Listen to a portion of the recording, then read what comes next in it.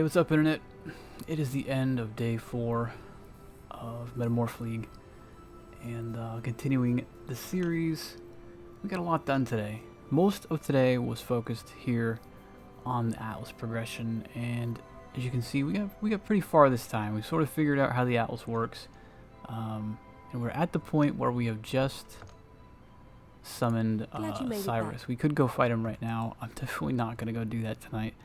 As you can see, it's 5 a.m. I've been up for an awfully long time again. I think pretty soon here I'm going to have to taper my amount of play back a little bit. But I've really been enjoying the league, so I've really been at it quite a bit the past few days. So what I've learned about the Atlas, it takes 16 Watchstones before you discover where Sirus's citadel is. And as you go through here, you'll see if you hover over these storage boxes for the individual regions, it'll say whether you've obtained the Watchstone for that region or not. And if you haven't, it says region level. You know, for me, it'll say 4 required to spawn exile. As you accumulate more Watchstones across the Atlas, these region level requirements will go up. And at this point, I have to basically fully socket an area before I can accumulate anything above 16 Watchstones. But as soon as you have the ability to socket 4 into a region, you gain the ability to grant this this awakening level, which is applied to your whole Atlas. And there's a bunch of different modifiers here. You really shouldn't be messing with this, I think, until you're at this point. Because if you try to over-socket an individual region before you have this many, you're going to find that your map base is kind of lopsided. Like, you're going to have too many white and yellow maps, and you have to jump regions to collect these Watchstones. And so if you're like too invested on this side, when you need to come over here and do, like, because you have 8 of the Watchstones, let's say over here, the region levels are going to wind up going up over here in terms of what you need to draw out one of the exiles. And you won't have the maps, because region level 2, for example, is like, some of these are red and some of them are high yellow, but you haven't been over here. You know what I mean? So you haven't dropped nearly as many maps over here. So what I would say is that, and there was a Reddit post that kind of somebody typed out that was along the same lines. Your first Watchstones, I think, need to be spread out. You have to come out to the corners to start pulling them.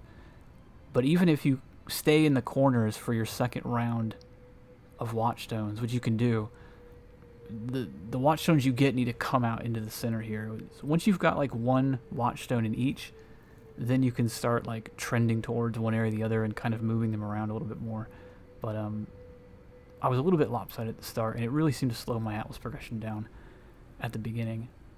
But we got it sorted out, and our map base is actually pretty healthy at this point. It's not like amazing, but you know, we've got a decent amount of red maps. We're just getting into, so 15 and 16 are basically fully socketed areas, and this is the first fully socketed area I've put in because we had to get all the Watchstones out of the rest of them, right? We didn't need 4 in any region. We still had regions to get the 3rd Watchstones out of. But now that's all done, so we're going to be moving around to fully socketed Watchstones and hopefully getting some Awakened support gems. That seems to be the requirement, hence the awakening level. And the more regions you have fully socketed, the higher this awakened level goes, and the more drop chance you have of influenced items and the unique currencies and the awakened support gems. So hopefully in the next day or two we're going to get there. First, we're going to have to get through this guy, and I'm eager to try that fight, but I'm a little bit too wiped out to throw my life away. We'll probably do that first thing tomorrow when I start the stream. Gear-wise, we didn't do too much to our gear during all this. Our gear was totally fine for all of this progression up to tier 15s and stuff. We did finally roll this belt. I got a couple more fertile catalysts and threw some currency at it. Got something decent. I wish it had a better life roll, but we got the resist we need. We landed one of the increased cold damage mods from Redeemer's Pool, and we got some increased flask effect duration, which is always pretty handy. I also picked up a Temple Mod glove. This Temple Mod increased damage with hits against shield enemies. People have asked me about this before, and I always felt like the Shaper faster casting affix was just a little bit better. Faster casting, increased cast speed just scales a little bit better than increased damage in this build. But getting faster casting gloves that don't suck is a lot harder this league. Until I have a bigger base of like Shaper Scarabs and I can really start pulling in a lot more bases. These are actually a little bit easier to acquire because when you do these Metamorph bosses, you'll see sometimes, like this one has Incursion Jewelry, but you'll see Incursion Armor or Incursion Weapons, and both Incursion Armor and Incursion Weapons are really good options to go for. On wands, you can get the really high cold damage plus cold damage to spells in one affix, which is a great temple mod to land. And here, this is a temple mod, which comes with cold res in one suffix. So don't skip over those too much. It's tempting to just load up a bunch of currency mods, but the incursion weapons are really valuable. There's an incursion weapon here. Yeah, I don't think this video is going to be as long. I really was just dead set focused on trying to get my Atlas progression up to where I felt it needed to be, and I got most of that done today. Peace to you. As is tradition, I think we're going to fight, instead of doing a whole map, we're just going to go chuck some monster parts, and this will probably be, what's the average item level here? Like 78, maybe 79. It's not going to be quite enough, if I'm not mistaken, to fill this bar up. I think you need an average item or average like monster level of 80 to fill this up, so I still don't know what this does. Hopefully as we get a little bit further in the Atlas, we'll start dropping a higher average and be able to fill this and see what the hell it does. I haven't seen anybody mention either what filling this thing does, but these things have not proven too difficult. They can get a little bit scary when they add someone with a bunch of auras, but in this case, not so much. So this one I was actually curious about. One of those pieces had something, a modifier called Atlas Jewelry, which I had no idea what they meant, and I realize now that what it means is base types that are specific to Atlas regions. Which, if you didn't know, there's like, steel rings, opal rings, convoking wands, bone helmets. Certain base items only drop in certain sections of the Atlas. I'm guessing that they redistributed that just to the regions. It used to be sort of like in these weird straight line quadrants.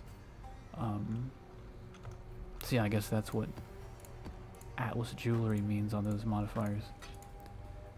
Didn't look like we got too lucky here. I've seen worse. But yeah, this one's going to be a short video. Not much to say other than we really got a lot deeper into the Atlas. So I'm right at the point where we should be... I'm probably going to die to Sirus. I've heard a lot of horror stories. It seems like most people get their ass kicked the first time they get here. I'm pretty sure that Sirus is always tier 16, like either item like mob level 83 or 84, and because you're at 16 Watchstones, you're likely only still doing like tier 14 maps. So he's definitely like a big bump in the road compared to what you're probably used to killing by the time you first get here. So I don't know, it'll be interesting. So far I think we're still on just the one death. The only death I've had this whole league is to friggin' Innocence in the storyline, because I just zoned out and he didn't die instantly anymore, and so I saw an attack I haven't seen in about a year. And yeah, let's not talk about that anymore. But everything's been going pretty swimmingly. Managed to drop one more Exalt today, which I don't know. At this point, I feel like around this level of progression, maybe I could go for a little bit higher wands. Maybe I'll try to dump a little bit of currency into like a Redeemer base wand or something. But for the most part, if you're sitting around here, your 6 link, you've got your 21, 20 Freezing Pulse and some decent rares. This is around the time I think you start saving for an Aetherius Reflection and a Coward's Legacy and start thinking about moving into the high-end setup. If you invested any more into like this kind of power level, I think I'm at about 400,000 Shaper DPS per totem with Flask up. Without Wall Haste. It's like 1.6 million total with 4 totems. somewhere around there. If you were going to invest anything, it would probably just be into a wand, something that you would still carry over into your high budget setup for sure. You never know if you have to shuffle pieces around for your dexterity requirements and things like that. So yeah, I'm pretty much at that point where I'll mostly just be stocking up currency and trying to get my series reflection maybe within, I don't know, 3 days maybe. I don't accumulate currency all that fast. I'm not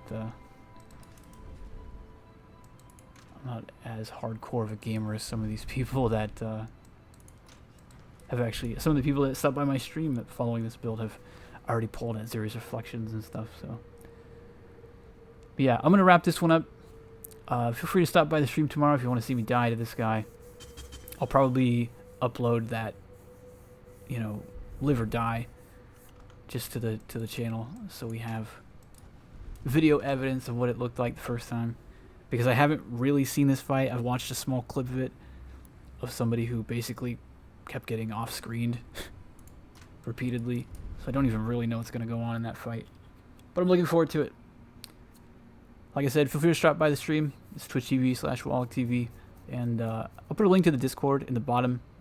You know, if you've got any questions about the build and you'll see me online, there's plenty of people in there who don't mind answering questions and helping people out. So, until tomorrow. Peace.